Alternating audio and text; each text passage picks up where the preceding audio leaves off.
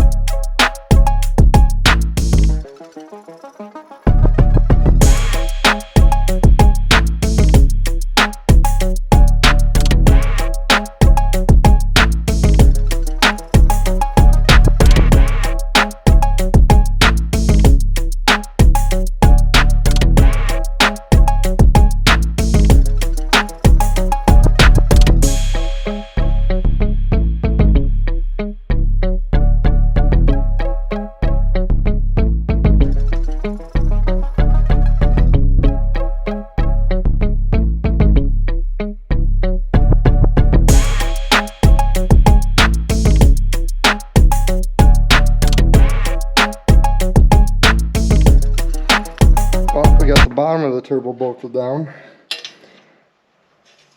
You can't really see down there, but that's all bolted up. We got this V-band on. I really had to crank on it. This is a fun part of not having like a flex pipe on your hot side, is having all hard pipe. There's no room really for wiggle, so everything's kind of an absolute headache to put in. That one we got pretty much snug. There's not really a gap there. This one, I tried using the V-band to negotiate over enough. I already loosened up the back side of the housing. This is loosened up. But yeah, I was trying to use the V-band to crank her on down, and we decided to snap that. So now I'm down a V-band. Trying to remember if this one works as a spare or not.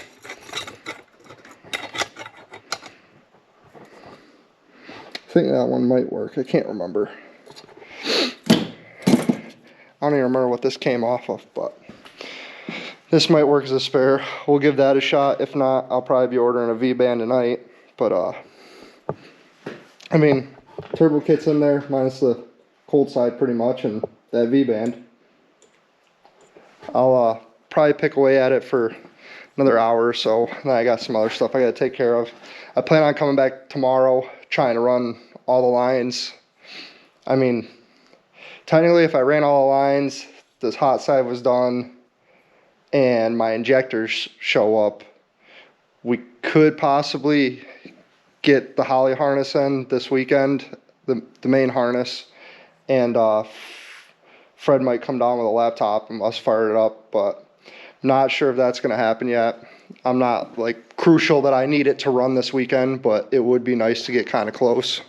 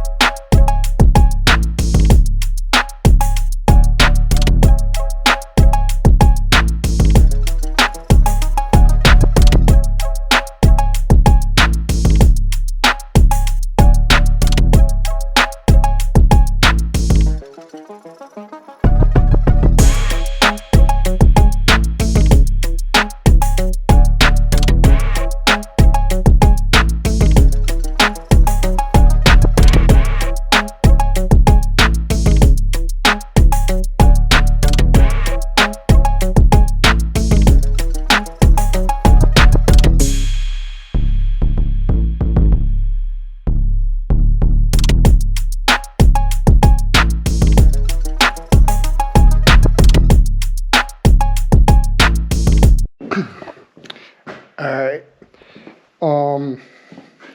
come to find out both those V-pans were for my cold side, so I can't use those.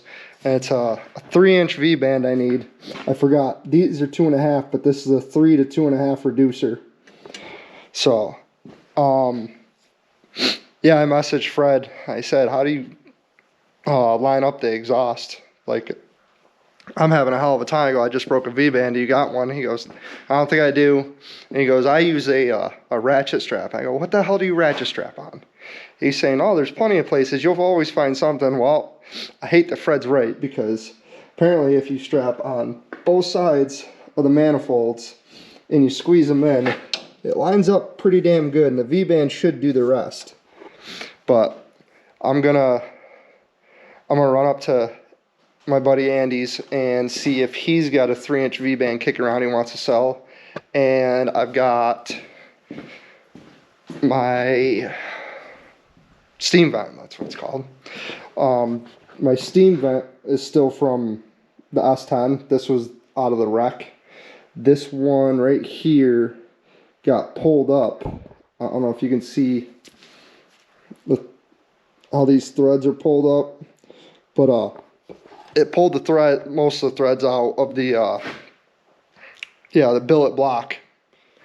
So I'm gonna go up and see if there's any way he can put some welds there and just seal that up, because I don't really need my steam vent to be disassembled. I'm probably never gonna take this thing apart. So if you can fix that, I'd like to put a flex line on here, because these hard line steam vents don't like to fit under these manifolds.